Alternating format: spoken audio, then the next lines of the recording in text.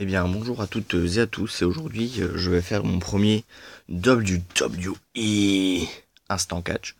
Donc en fait, ça va retracer le parcours d'une superstar, de ses débuts à la WWE jusqu'à la fin de sa carrière, normalement, sauf accident. Donc je pouvais pas faire un WWE Instant Catch sans parler de ma superstar préférée, Le Rock, donc qui est né le 2 mai 1972. Donc il est le petit-fils, donc son grand-père maternel, c'est High Chief Peter Maivia, et son père c'est Rocky Johnson. Donc The Rock il va faire son premier match à la WWF lors des Survivor Series 1996, lorsqu'il affronte, lorsqu'il affronte l'équipe de Triple H, Jerry Lawler, Goldust et Crush, avec Jake the Snake Roberts, The Stalker et Mark Mero, où il remportera ce match d'ailleurs sous le nom de Rocky Maivia. Donc en rassemblant le nom de son père et de son grand-père. Suite à cela, il remporte le titre intercontinental contre Triple H quelques mois plus tard. Mais le public n'adhère pas cependant à son personnage, qu'il trouve trop babyface. Le public aimait plutôt les grands heels. Donc après la blessure de The Rock, il va revenir en tant que heel. Et va rejoindre la Nation of Domination dirigée par Farouk en se faisant appeler The Rock. Celui qu'on connaît. Donc il va regagner le titre intercontinental face à Stone Cold. Puis il va prendre la tête de la Nation of Domination et va exclure Farouk suite à un conflit et à un match qui a décidé que voilà. Avec la Nation of Domination, il va ensuite affronter la D-Generation X, donc Triple H, Shawn Michaels, Road Dogg et tous les autres. Donc ce qui va ramener la rivalité entre Triple H et The Rock.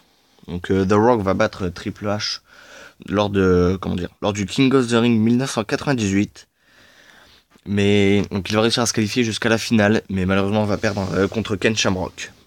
Donc il perdra son titre intercontinental 8 mois plus tard, après l'avoir gagné contre Triple H à SummerSlam 1998 lors d'un ladder match après une intervention de Chyna. C'est ce match qui va définitivement faire entrer The Rock dans dans le cœur des fans.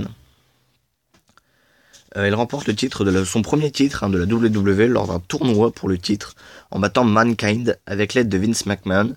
Donc en fait ce qui s'est passé c'est il était en train de porter son sharpshooter et Mankind n'avait pas abandonné mais Vince McMahon a fait sonner la cloche. Donc ce qui a fait devenir The Rock le premier corporate champion. Donc cependant la rivalité entre The Rock et Mankind n'est pas terminée puisqu'il perdra son titre 2 fois face à Mankind mais à chaque fois va finir par le récupérer. Et The Rock affronte Stone Cold Steve Austin, notamment lors de WrestleMania 15, l'une des plus grandes superstars, la plus grande superstar de tous les temps, où il va perdre son titre.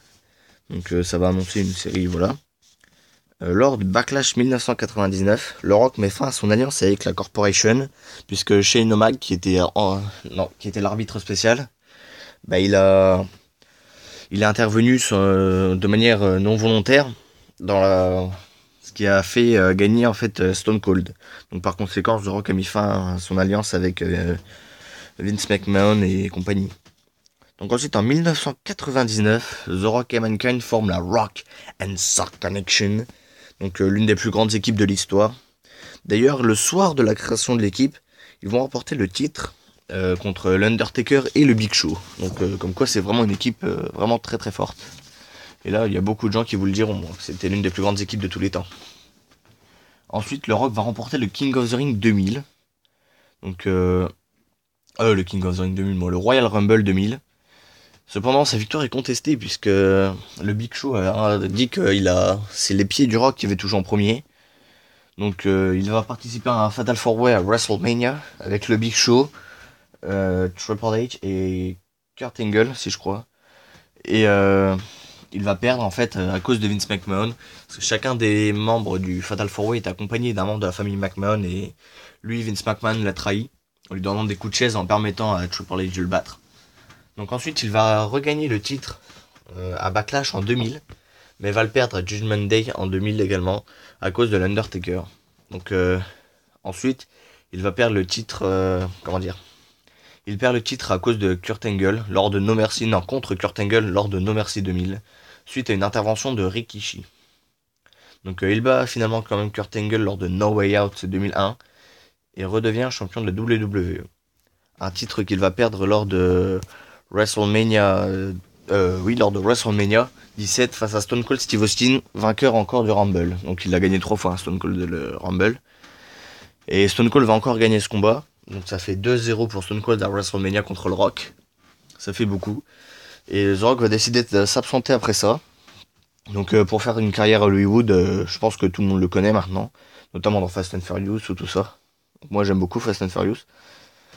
Il revient par contre à SummerSlam où il gagne le titre de la WCW face à Booker T. Alors, c'était du temps de l'invasion et de WWF contre WCW. Donc il était l'une des plus grandes périodes de l'histoire de la WWE. Quand même, ça a fait amener beaucoup de monde. Alors ensuite, il perdra le titre lors de No Mercy face à Chris Jericho en 2001. Donc lors de WrestleMania 18, il affronte Hulk Hogan dans un match Icon versus Icon pour définir qui est la plus grande superstar de tous les temps. The Rock va remporter ce match de manière légale. Ensuite, en 2002, il revient et remporte le titre indisputé. Je sais pas si on peut dire ça comme ça, mais enfin, vous m'avez compris, il remporte le titre mondial quoi. Dans un triple threat match, The Rock contre Stone Cold, contre Kurt Angle, contre l'Undertaker.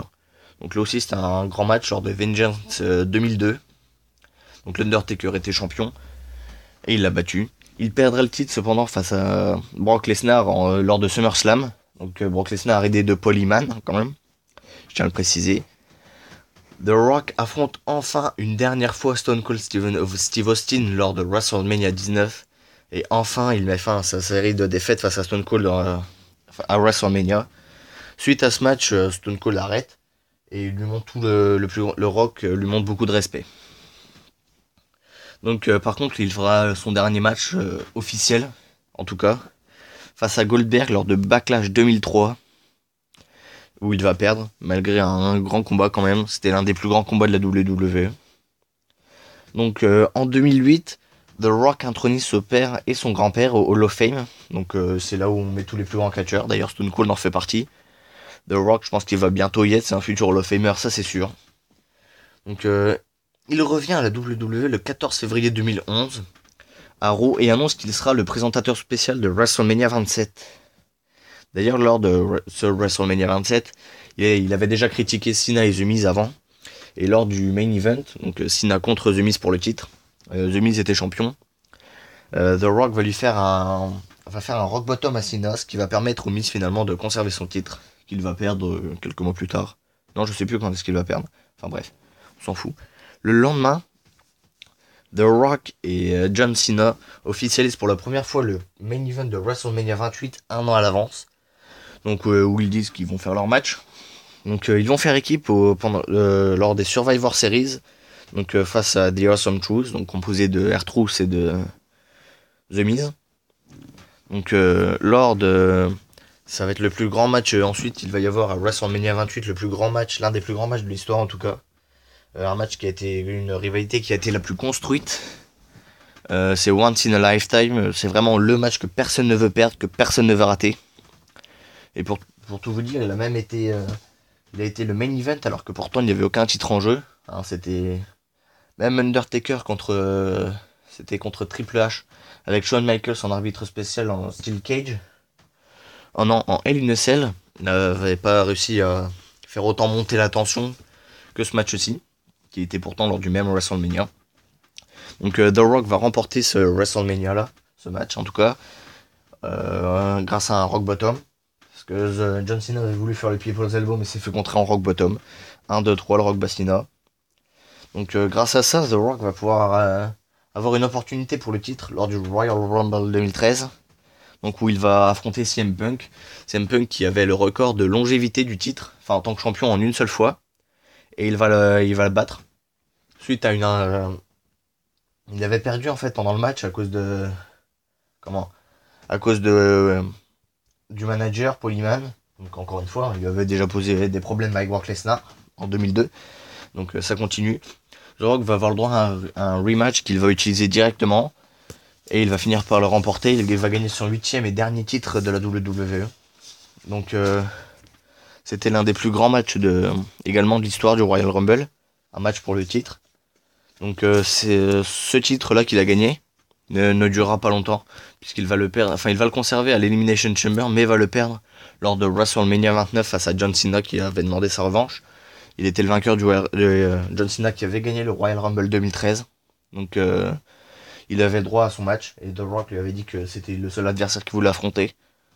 Donc tout s'est bien passé, du coup ça fait un partout entre eux et depuis sont devenus de grands alliés puisque lors de WrestleMania 32, The Rock va établir un nouveau record en battant Eric Rowan en 6 secondes. Puis il va se faire attaquer par la Wyatt Family et là John Cena qui fait son grand retour et qui vient aider The Rock. Donc si vous voulez en savoir plus sur l'histoire de The Rock, je vous conseille d'acheter les DVD. Donc c'est 2 triples DVD. Le premier c'est The Rock, The Most Electrifying Man in All Sports Entertainment, je crois. Donc qui est l'une de ses catchphrases. Et le deuxième c'est The Epic Journey of Dwayne Johnson. Donc pour terminer, je vais juste vous donner quelques informations supplémentaires sur The Rock. Donc il a 2 finishers, le People's Elbow et le Rock Bottom. Il a eu de nombreux surnoms, hein, le Brahmable, The Most Electrifying Man in All Sports Entertainment, The Great One, donc ou The People's Champ. C'est vraiment tout. Il a eu beaucoup de surnoms. Et pour moi, ça reste la plus grande superstar de l'histoire.